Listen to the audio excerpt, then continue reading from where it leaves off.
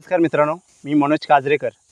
तर आपण सूर्यफूल लागवड केलेली आहे, त्याची पूर्ण माहिती आजच्या ह्या ब्लॉगमधून मी तुम्हाला देणार आहे. कमी खर्च, कमी पाणी, कमी पाण्याचा वापर आणि त्याचं नियोजन कशा पद्धतीने आम्ही केलं आहे. तर सध्या सूर्यफूल ह्याची प्रोसेस दाणे भरणे इथपर्यंत आलेली आहे.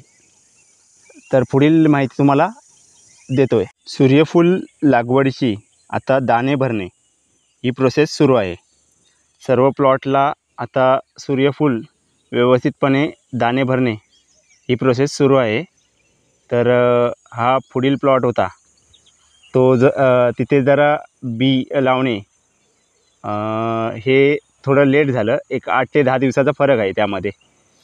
तर तेही 8 ते 10 दिवसामध्ये सर्वत्र फुले, सूर्यफुलाची फुलं फुललेली दिसतील. आणि हा पूर्ण जो प्रथम प्लॉट होता तो आता व्यवस्थितपणे तयार झालेला आहे. सूर्यफूल व्यवस्थित दाणे भरणे ही प्रोसेस सुरू आहे.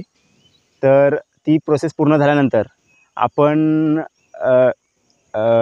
जो चोथा उरतो, तेल काढायला दिल्यानंतर जो चोथा उरतो काळ्या पद्धतीचा, तो तुम्ही तुमची गाय दूध देणारी असेल तर तिला तो अर्धा किलो वगैरे घालू शकता. त्यातून तुमच्या गाईच्या दुधातील कॅल्शियमची क्षमता वाढेल.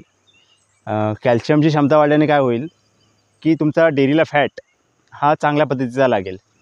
म्हणजे 4.5 किंवा 5.5 या पद्धतीचा फॅट लागेल. म्हणजे तुम्हाला कमीत कमी 40 रुपये दर तरी नक्की गायच्या दुधाला मिळेल. तुम्ही म्हशीला देखील हा जो कूट उरतो तेल काढून झाल्यानंतर तो देखील तुम्ही घालू शकता. तुम्ही अशी अल्टरनेट पिकं घेतलीत तर तुम्हाला व्यवसाय वृद्धीपासून कोणीही थांबू शकत नाही.